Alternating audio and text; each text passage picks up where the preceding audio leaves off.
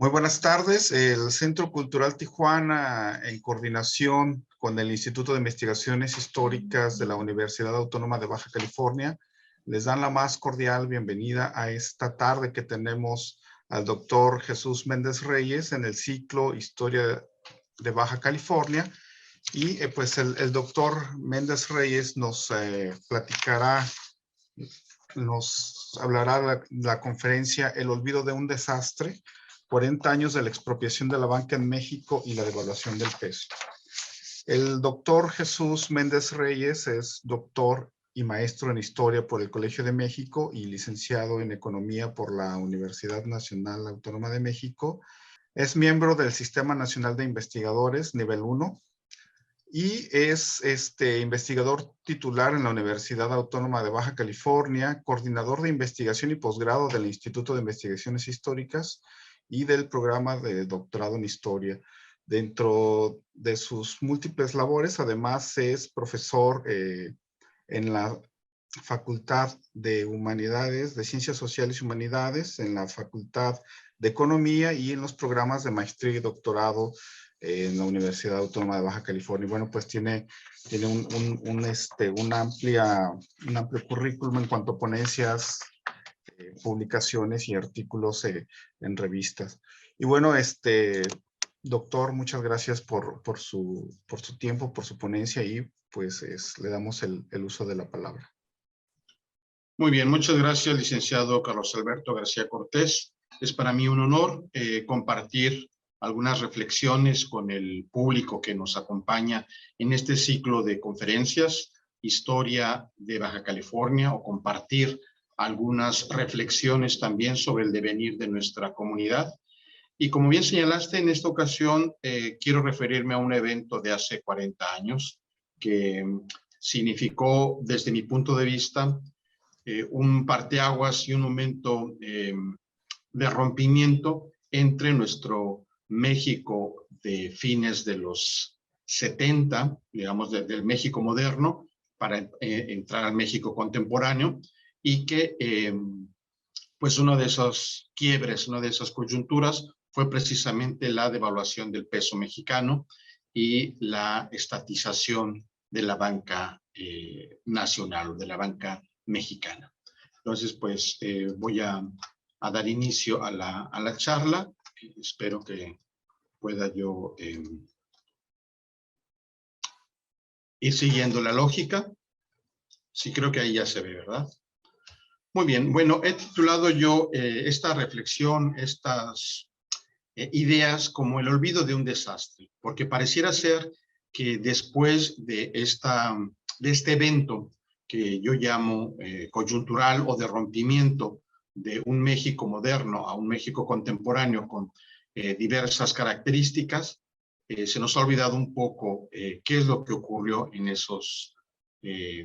ese momento, ¿no? En 1982, pero que claro, no aparece por arte de magia esa expropiación, esa nacionalización o estatización, ni mucho menos la devaluación, sino que es un proceso que se va articulando a lo largo del tiempo, y es un poco lo que voy a platicar con ustedes. No avanza. Veamos. El orden de la presentación son 6 puntos, básicamente. Como escucharon ustedes en la presentación del licenciado García Cortés, pues yo me dedico a temas de historia económica. Entonces creo que es prescindible o imprescindible para algunas de nuestro público tener claridad por qué es importante reflexionar o tener estos elementos de carácter a lo mejor muy técnico o muy cuadrado cuando habla uno de la historia en su conjunto y particularmente de la historia económica. Entonces, como ustedes pueden observar ahí, los 6 puntos tienen que ver con el fin del milagro mexicano, del que ya me referiré a continuación.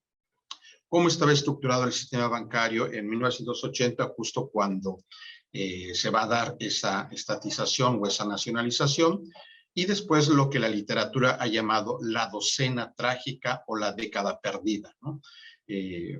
Como haciendo un parangón con aquella decena trágica donde el presidente Madero es asesinado. Bueno, pues aquí es la docena trágica y ya les explicaré por qué.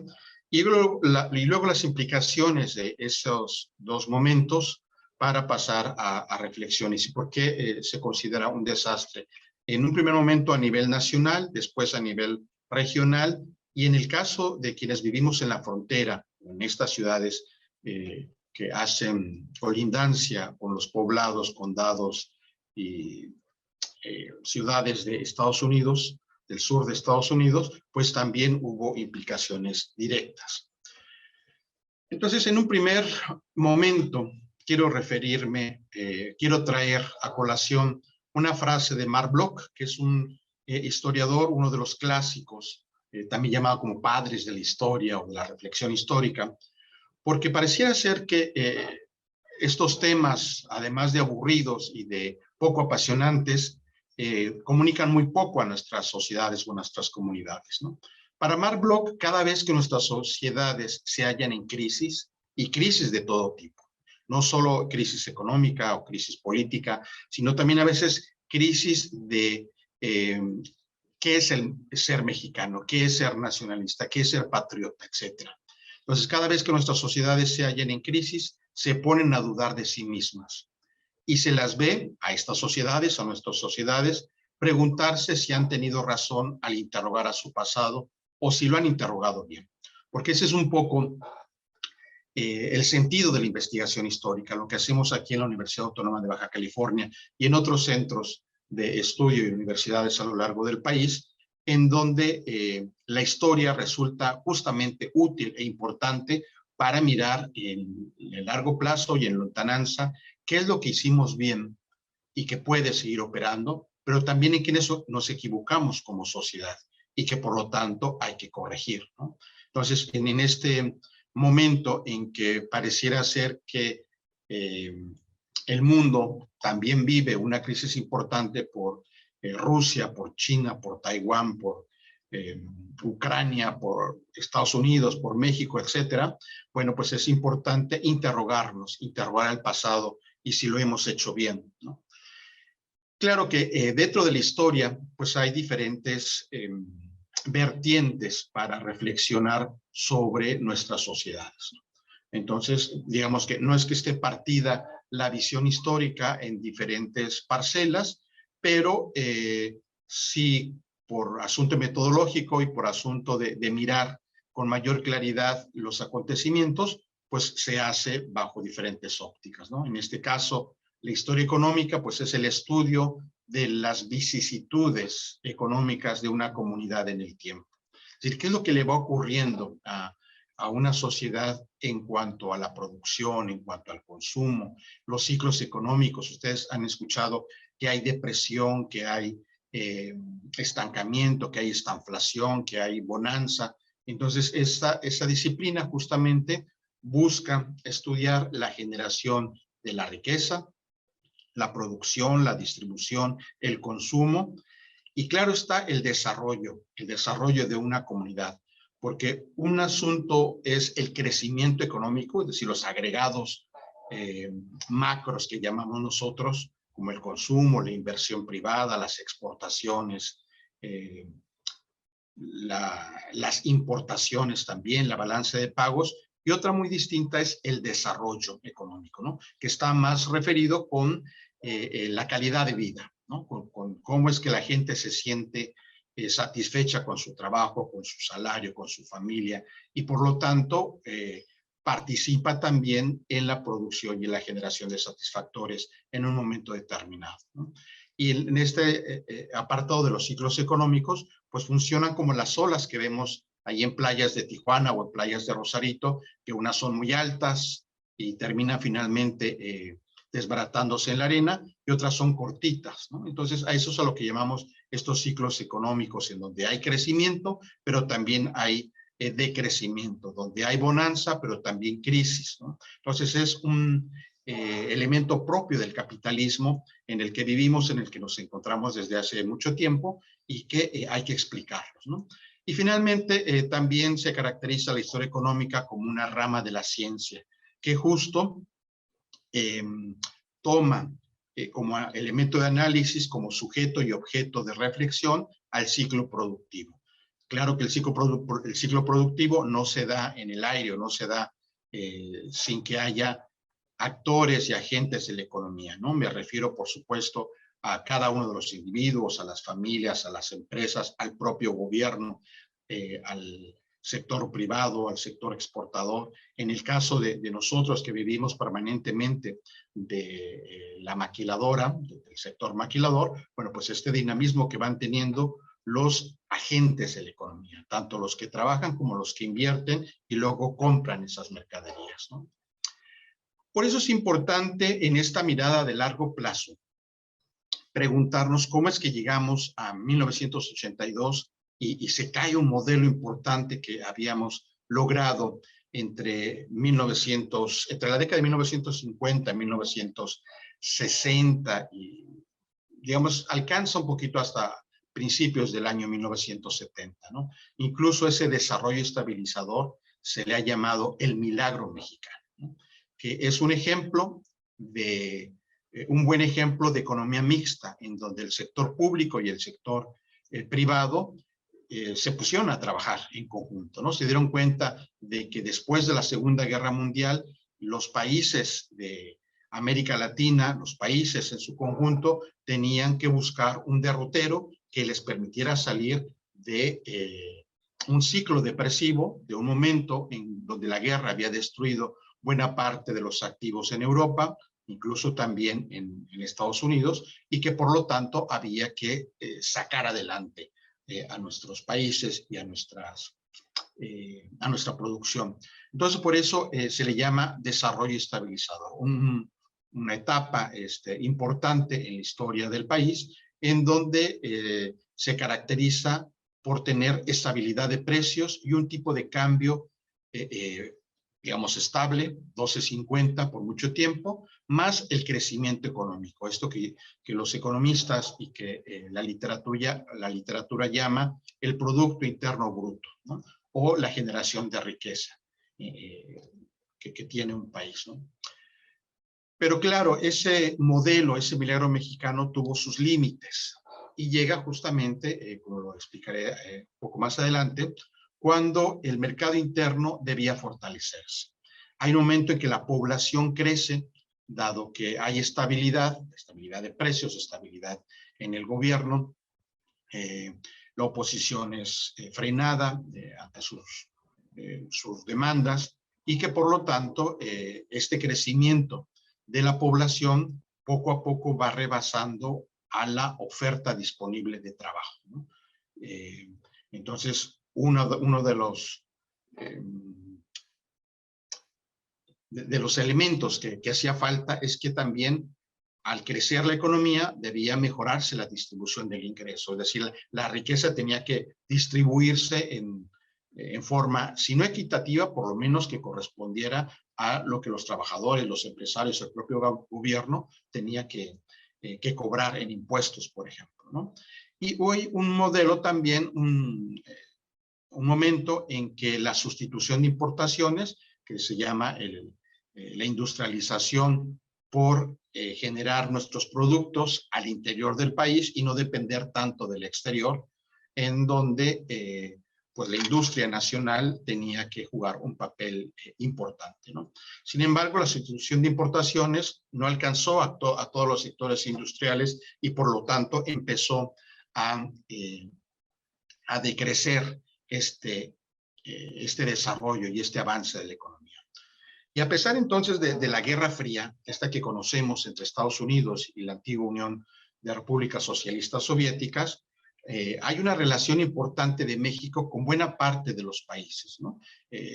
No solo con el bloque capitalista, sino también con el bloque socialista. Recuerden incluso que México apoya y simpatiza con la Revolución Cubana en 1959 y luego con los diferentes movimientos que se van articulando en América Latina y que recibe incluso a muchos exiliados y perseguidos de Brasil, de Argentina, de Uruguay, de Chile, ¿no? Por los diferentes golpes de Estado y los gobiernos autoritarios que se están dando en aquellos países en el Cono Sur y claro, también en Centroamérica. Entonces, digamos que en estos años de estabilización y de desarrollo estabilizador propiamente, como se llama, pues México tenía una posición importante en el concierto de las naciones, como suele llamarse, ¿no? ¿Cómo es que se da esa conjugación entre el sector público y el sector privado? Pues un elemento importante es la demanda, es decir, esto que aparece ahí como el mercado interno. La gente consume productos nacionales porque se está generando producción mexicana, ¿no? Porque además de que podemos comprar mercaderías del exterior, aunque muy pocas, pero se fortalece el mercado interno y luego la industrialización por sustitución de importaciones va a ser un elemento determinante para generar empleo, para que el país tenga una industria básica, si quieren verlo así, pero que creamos nuestros propios electrodomésticos, ¿no? Estufas, planchas, refrigeradores, hornos, lo que ocupamos en casa cotidianamente y que tenían marca nacional, ¿no? Entonces, hay este proceso de sustitución de importaciones se debe también a que se apoya al sector exportador y al empresariado regional, sobre todo a aquellos empresarios que están en el norte del país, ¿no? Estoy hablando básicamente de Nuevo León, de Chihuahua, de Sonora y de la península de Baja California, en donde esta estabilidad nos permite tener un tipo de cambio de 12.50 pesos por dólar estadounidense y una inflación, es decir, un aumento anual de los precios del 3%. Entonces, eso hablaba muy bien, o son elementos que nos permiten mirar que el buen desempeño de la economía se debía a esta conjugación importante entre el sector público y el sector privado, ¿no?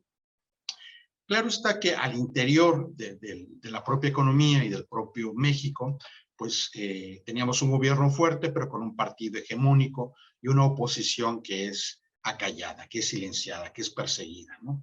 Pero más o menos podía entenderse en esa década de los 50 y los 60 cómo el partido oficial podía pues acallar estas voces disidentes, ¿no? Esto venía acompañado también por el gasto público, por una política de fomento económico y de seguridad social. Es cuando el Instituto Mexicano de Seguro Social, el ISSSTE, las instituciones, las agencias públicas, por ejemplo, CONASUPO, que abarata los precios porque fija algunas de las mercaderías y que, por lo tanto, nos permitió tener este desempeño importante en los agregados macroeconómicos, ¿no? Entonces, por ejemplo, el PIB entre 1950 y 1962 creció a una tasa del 6% anual. Cuando yo hablo del PIB o del Producto Bruto Interno o Interno Bruto, estoy hablando de la suma de todo lo que genera el país, es decir, el consumo, la inversión privada, la inversión pública, más el saldo de la balanza comercial, que son exportaciones versus importaciones, ¿no? Entonces, en ese saldo es en donde tenemos ese Producto Interno Bruto. Y en el siguiente bloque, entre 1962 y 1981, crecimos al 7.3% en un momento determinado. Y el Producto Interno Bruto per cápita, es decir, cuánto le correspondía a cada mexicano en ese momento por el dato agregado de la economía, pues iba entre el 3 y el 4%. Es decir, a pesar de que la población empezaba a crecer de manera significativa, había empleo y había riqueza, al menos en términos promedio y en términos estadísticos, que permitía cierta afluencia tanto de los consumidores, de los productores y del propio gobierno. ¿Qué es lo que permite también que esta estabilidad se dé o este milagro mexicano? Pues sin lugar a dudas que la banca, que el crédito, que los préstamos a los particulares, a los empresarios y al propio sector público el crédito se abarata y por lo tanto se distribuye, ¿no? Entonces, el sistema bancario mexicano hacia 1980 está conformado pues, por el Banco Central, ¿no? El Banco de México, que desde 1925, cuando se crea, fue transformándose en el banco de los bancos, así como evidentemente se le llama al Banco Central, que es el prestamista de última instancia y que por lo tanto la economía difícilmente puede quebrar porque tiene esta solidez del Banco de México. Pero además existía la banca de desarrollo y fideicomisos de fomento. Por ejemplo, Nacional Financiera, el Banco de Comercio Exterior, el banco que apoyaba al sector rural, el banco que prestaba al sector de las Fuerzas Armadas y fideicomisos diferentes, ¿no? Por ejemplo, FIRA, que se dedicaba a prestar al sector agrícola, al sector particular, a los empresarios, pero también a productores individuales organizados que solicitaban crédito para echar a andar su producción o bien comprar maquinaria, ¿no? Comprar desde tractores, máquinas, herramientas para mejorar su producción, etcétera, ¿no? Y nosotros, bueno, claro que nos beneficiamos con otros fondos, ¿no? Por ejemplo, el del comercio exterior, y el Fonatur y el de vivienda, ¿no? En el otro extremo, pues estaba la banca múltiple o privada, que era nacional, que era extranjera, y otros intermediarios financieros, por ejemplo, como las aseguradoras, las afianzadoras, las cajas de préstamo. De manera tal que en estos años de los que estaba yo haciendo referencia, cuando se hablaba del milagro mexicano, la banca de desarrollo ofrecía más de la mitad del crédito disponible en México, ¿no? Y la banca privada, poco menos de la mitad. Es decir, esa relación del 52 al 48% permitió justamente esta buena conjugación de una economía boyante o en avanzada, ¿no? En 1980 la relación se invierte. El 56% lo ofrece la banca privada y el 44% la banca de desarrollo. Entonces, por eso, cuando se da esta estatización de la banca, pues el 56%, o sea, casi 6 pesos de 10 que se prestaban, pues quedaban en el sector privado, y resulta que cuando el gobierno mexicano se hace de los activos, pero también de las deudas de los bancos, pues va a venir una crisis importante, ¿no? Desafortunadamente, conforme fue avanzando el tiempo, la banca de desarrollo fue perdiendo importancia, ¿no? Para el año 2010, la banca de desarrollo ofrecía solo 15% del crédito total, ¿no? Y, digamos, actualmente puede rondar el 10, el 12%, ¿no? Entonces, digamos que también se explica en el tiempo cómo es que se debilitó el sistema bancario mexicano y, por lo tanto, por los problemas posteriores a aquel momento, ¿no? ¿Qué tiene que ver todo este recuento nacional con la frontera, con el norte, con Tijuana, con Mexicali, con Ensenada? Bueno, pues que dentro de estas políticas públicas y económicas, estos fideicomisos y estos programas que se fueron diseñando para sacar adelante al país, beneficiaron de manera importante a las entidades del norte del país, ¿no? Incluso también a Chiapas y a la península de Yucatán, pero en menor medida, ¿no? Por ejemplo, la política de industrialización fronteriza entre 1961 y 1972, que da pauta justamente a que muchas de las empresas extranjeras vean con buenos ojos que establecerse en nuestros espacios resulta importante por la conexión que hay con Estados Unidos, ¿no? Y lo mismo, los empresarios nacionales vieron con gusto que tenían un área estratégica y un área de oportunidad para hacer crecer su producción y su economía en conjunto, ¿no? El Infratur también de 1969, pues benefició porque era infraestructura para el turismo, ¿no? En el caso de la península de Baja California, particularmente la parte sur, pues se benefició justamente por estas obras de infraestructura propias para el turismo, ¿no? Y luego lo que ya mencionaba yo, que son los fideicomisos para la agricultura, como el FIRA, y el Fondo para el Fomento de Exportaciones de Productos Manufacturados, que avanzó de manera importante en un momento determinado.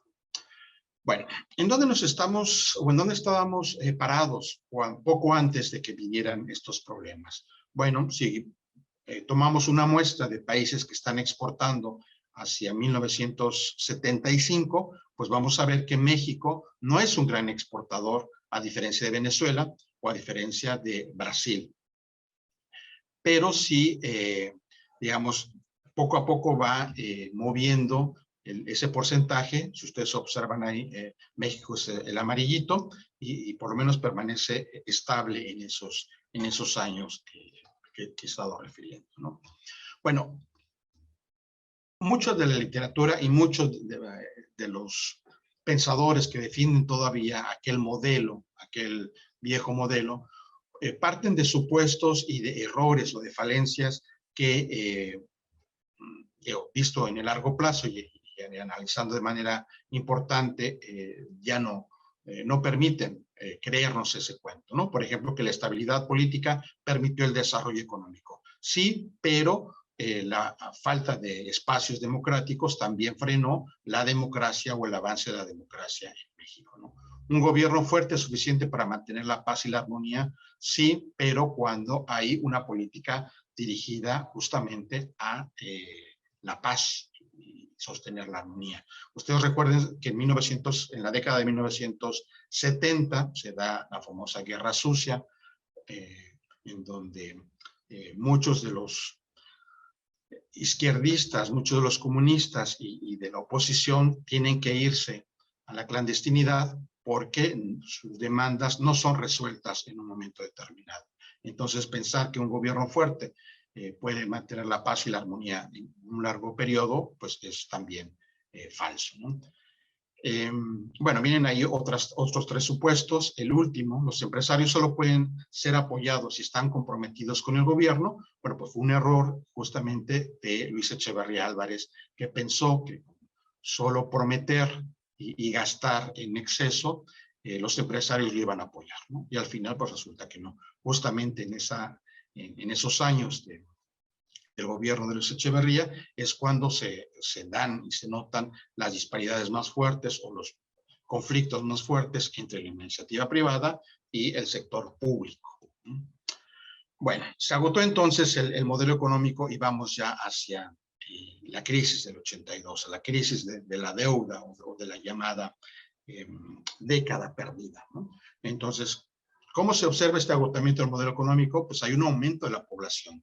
Más de 60%, pues pueden ver ahí el 66% de la población está en las ciudades y el campo se abandona, ¿no? El sector rural empieza a dejarse y por lo tanto la producción del sector primario pues se deja de lado y entonces tenemos que importar alimentos, tenemos que comprar al exterior porque no somos ya autosuficientes en el sector primario, ¿no?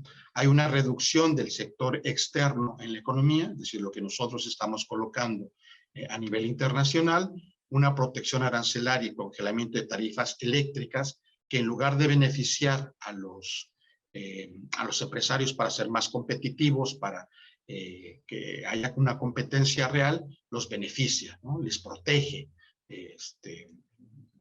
de las empresas extranjeras y por lo tanto el apapachar tanto a ese sector privado, pues va a dejar resquicios importantes para que se agote ese modelo, ¿no? Hay excesos en el sindicalismo mexicano, particularmente el de la energía eléctrica, el de la policía, el de los maestros, el de los músicos, etcétera, porque estas prebendas que se le dan al sindicalismo mexicano son a cambio de apoyo electoral, ¿no? Y también una política comercial mal entendida, sobre todo de Gustavo Díaz Ordaz, cuando se habla de la mexicanización de sectores estratégicos como la siderurgia, el cemento, el vidrio, la celulosa, los fertilizantes, en donde el gobierno se hace cargo de muchas de estas empresas porque la iniciativa privada no le interesa tener estos sectores productivos simple y sencillamente con producción mexicana o con insumos mexicanos que no son los suficientes para echar a andar, por ejemplo, la industria del vidrio. Viene la consecuencia entonces que tenemos cuentas en contra, ¿no? Hay un déficit en la cuenta corriente y tenemos que pedir prestado porque ya no nos alcanza para cubrir nuestros pasivos, tanto a nivel privado como a nivel público, ¿no?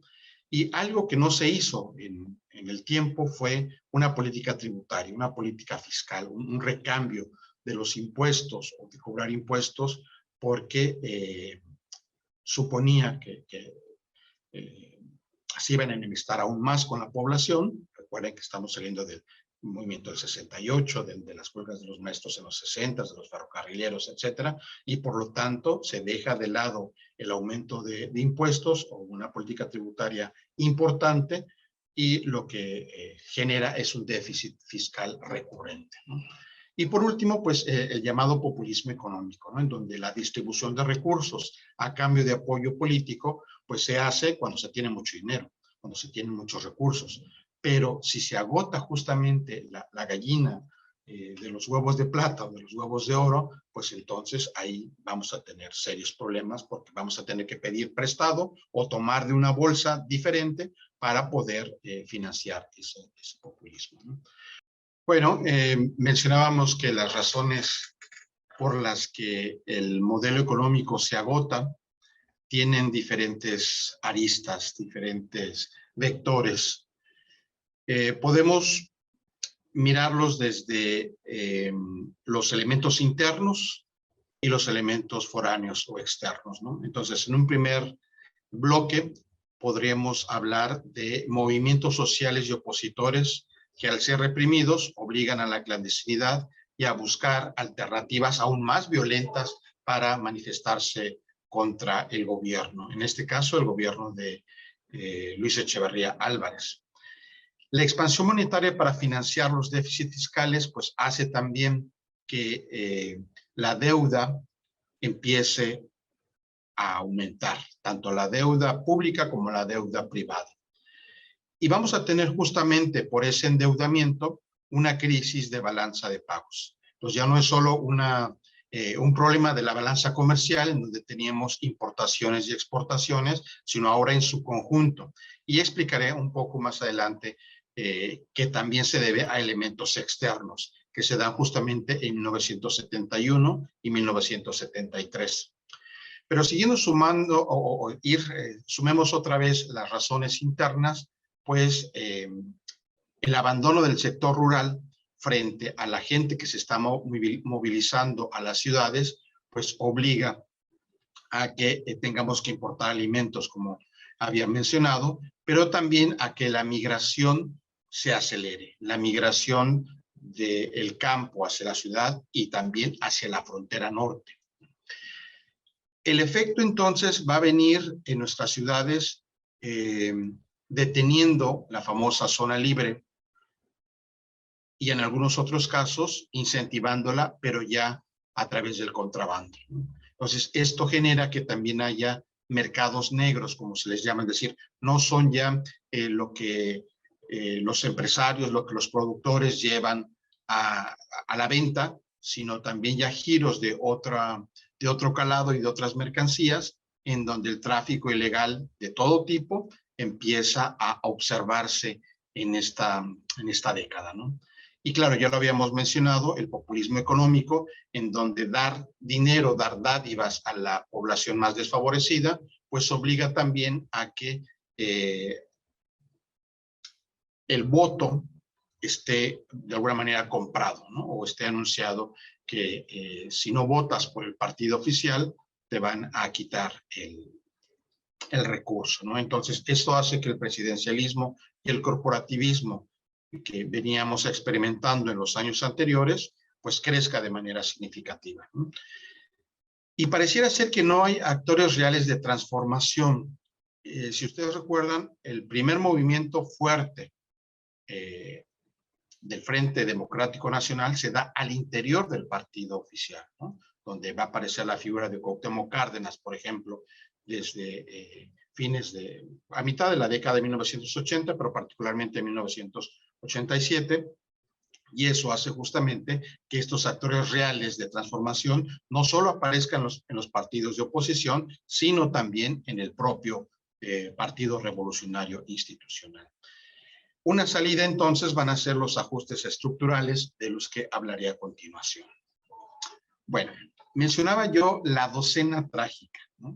Es decir, esta docena, es decir, 12 años entre el gobierno de Luis Echeverría Álvarez y el de José López Portillo, la literatura así lo registra, ¿no? Son 12 años en donde tenemos serios problemas de orden económico que van a terminar justamente con la devaluación del peso mexicano y la estatización de la banca privada, ¿no? Ahí hay un recuento por años que no es lo más adecuado, pero uno pudiera seguir justamente la temporalidad en donde se nos marca que estos 12 años, que estos 2 sexenios de los presidentes en turno, pues abonan a tener problemas en diferentes órdenes, ¿no? Pero particularmente en el orden económico del que he venido hablando, ¿no? Por un lado, para ya en el cambio de gobierno de Gustavo Díaz Ordaz a Luis Echeverría Álvarez, que se da justamente en 1970, el siguiente año hay una recesión económica importante. Si cuando hablamos de recesión, significa que la economía se ha detenido o por lo menos el avance que venía experimentando se frena, ¿no? Entonces empieza a haber trimestres económicos, porque así es como se mide en un momento determinado el crecimiento de la economía, y 2 trimestres seguidos de bajo crecimiento o de decrecimiento generan recesión. Y a diferencia de los años anteriores, en donde habíamos explicado que el aumento de precios era mínimo, era alrededor del 3% anual, ahora tenemos el doble, el 6%. Y sumamos entonces a los elementos internos un elemento externo o varios elementos externos o traídos, digamos, del exterior, ¿no? La paridad del dólar-oro se interrumpe. Entonces, Richard Nixon decide que ya no hay posibilidad de cambiar los dólares a nivel oro, vamos a cambiarlos en esa equivalencia y por lo tanto el resto de las monedas, el resto de los participantes en la economía internacional empiezan a deshacerse de sus dólares, ¿no? Porque si funcionaba como reserva de los bancos centrales en un momento determinado, cuando el presidente Nixon decide no seguir más esta paridad del dólar-oro, entonces pues, lo que se hace es abandonar el dólar y esto genera devaluación de la moneda estadounidense, ¿no? Entonces, por lo tanto, los tipos de cambio se vuelven flexibles y el peso mexicano, entre otros asuntos, se deja flotar. Si nosotros revisáramos los periódicos, la prensa de nuestras ciudades, entre 1972 y 1979, vamos a ver cómo empieza justamente el peso a tener una paridad distinta, ¿no? Ya los 12.50 quedaron atrás y empieza a haber diferencias entre el norte, o sea, los estados que colindamos con Estados Unidos, y el centro del país, o el Bajío y el occidente, por ejemplo, ¿no?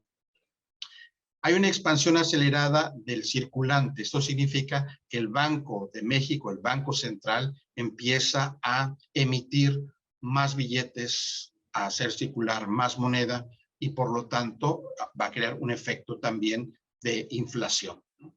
¿Y esto por qué se hace?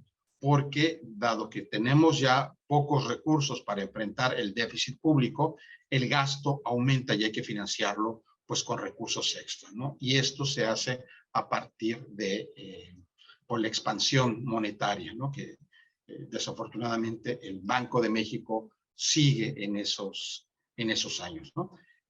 La literatura también indica que justo cuando se da ya este cambio en el periodo de Luis Echeverría Álvarez, los antiguos funcionarios, pues unos se han jubilado, otros han fallecido y por lo tanto llega una generación de economistas y de gente que entra al Banco de México con poca experiencia o siguiendo las instrucciones del presidente, ¿no? Entonces, esto pues genera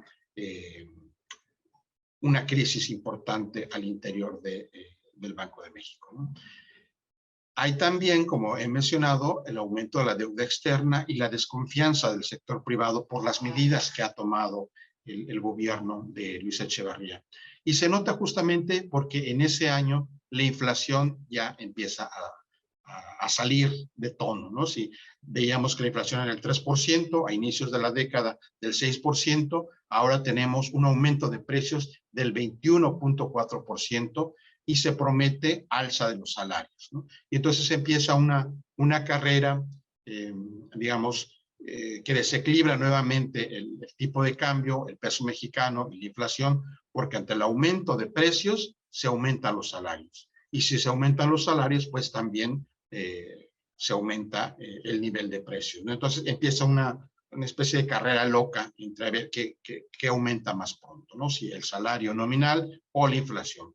Pero al final de cuentas, pues lo que tenemos es justamente que los bienes y servicios de nuestro país están permanentemente aumentando, ¿no?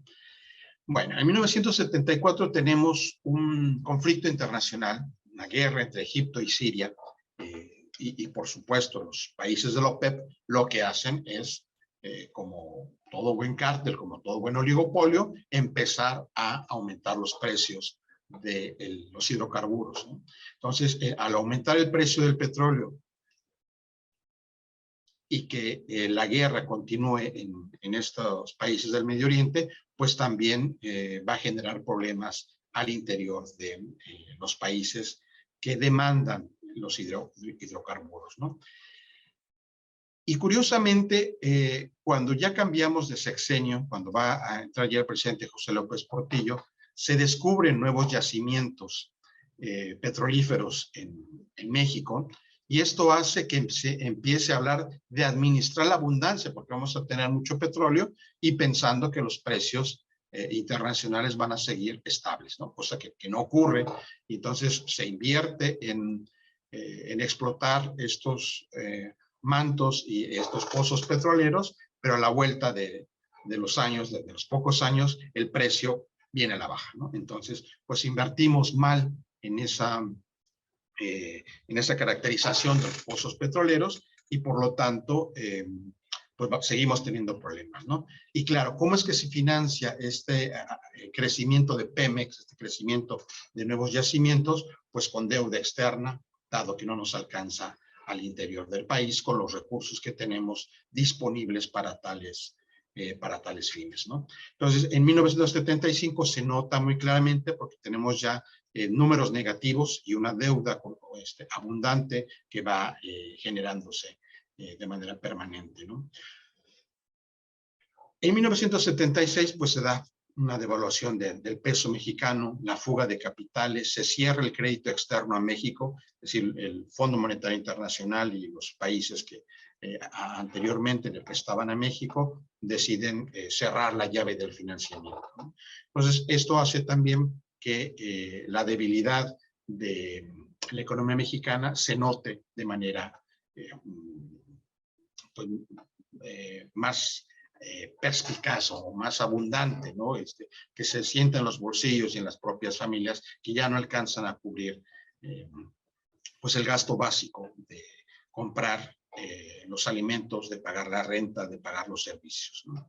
Entonces tenemos ya en este momento un nuevo gobierno, que es el de José López Portillo, que inicia, al parecer, a administrar la abundancia, se petroliza el sector público, pensando justamente que es lo que nos va a sacar adelante, y como les mencioné, el precio internacional de los hidrocarburos, pues al final no avanza más, ¿no?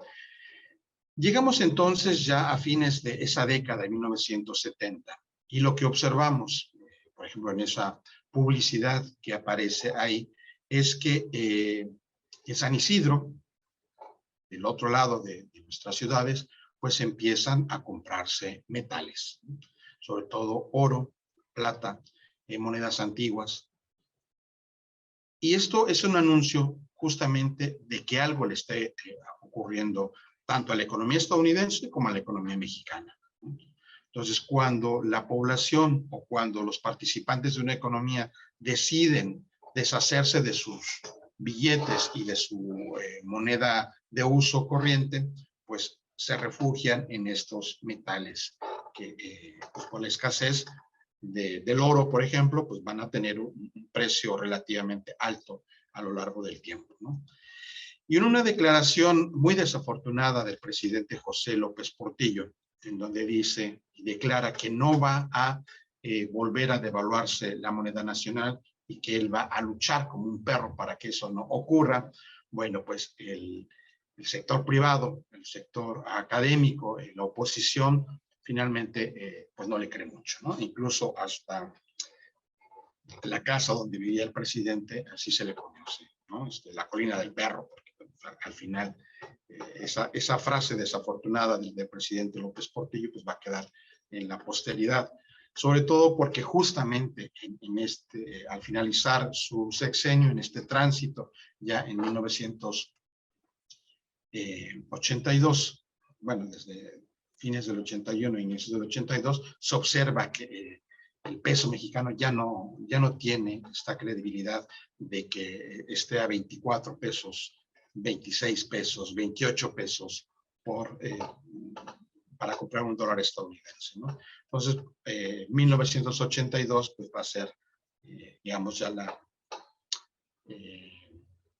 el debacle o la debacle final de estos años de esta docena trágica, como se le llama también, en donde la moneda nacional pierde piso y se devalúa de manera significativa, el aumento de precios sigue al alza y como medida extrema, como medida última para que no sigan saliendo capitales y los dólares del país, pues se decide estatizar la banca, ¿no? Se le va a llamar nacionalización, pero en realidad es que el Estado mexicano se queda con todos los activos, pero también con los pasivos de la banca nacional, ¿no?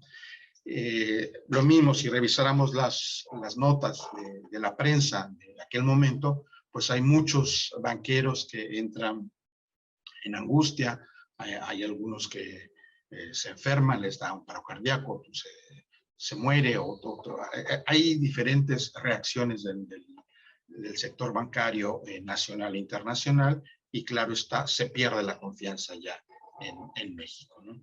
Y justo cuando se da ya esta la lucha perdida en 1982, pues va a llegar otro gobierno que va a tratar de resolver las cosas, ¿no? Que es el gobierno de Miguel de la Madrid Hurtado, con una receta o con unas recetas marcadas desde el Fondo Monetario Internacional, el Banco Mundial y las famosas reformas estructurales o los acuerdos del consenso de Washington, en donde hay que tomar medidas si es que el país quiere seguir y salir adelante, ¿no? De lo contrario, bueno, pues vamos a tener serios problemas en el futuro, al grado de pues quedar como vacíos de reservas internacionales, y también pues con una banca que no está prestando en estos momentos, a inicios de la década de los 80, por todas las implicaciones que suponen los 12 años anteriores, ¿no? Entonces, bueno, de las últimas implicaciones y reflexiones que uno pudiera hacer en de estos eventos, pues hay un aumento de la brecha del ingreso real y la pobreza generalizada. Dado que ya no alcanza a nivel familia a estar que un solo elemento, que el papá o la mamá o los hijos mayores estén atendiendo el trabajo y llevando recursos a la casa, pues al final más de 3 o 4 elementos de las familias tienen que salir a trabajar, ¿no? Crece, por supuesto, el comercio informal y la pobreza se observa en buena parte de la República Mexicana, ¿no? Hay una desconfianza en el gobierno federal, tanto de la iniciativa privada como del sector obrero, al grado de que van a tener que firmarse pactos económicos ya en el gobierno de Miguel de la Madrid y después en el de Carlos Salinas de Gortari, tratando de convencer de que la economía mexicana puede salir adelante siempre y cuando se tome la medicina amarga y dolorosa que está sugiriendo el consenso de Washington, ¿no? Al final, estos organismos internacionales que van a marcar los derroteros del llamado neoliberalismo, ¿no?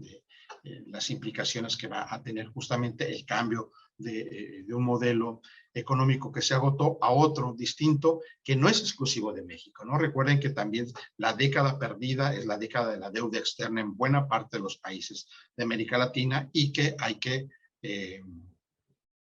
tomar deudas y tomar recetas muy dolorosas que saquen adelante a nuestros países, ¿no? Entonces se observa, además de esa desconfianza en el gobierno, pues la fuga de capitales y una deuda externa que va aumentando porque declaramos moratoria, es decir, no vamos a pagar hasta que no volvamos a crecer y por supuesto que las tasas de intereses empiezan a ser leoninas, ¿no? O al menos lo que debemos pues tiene este crecimiento como en cualquier deuda que tenemos a nivel personal o familiar, ¿no?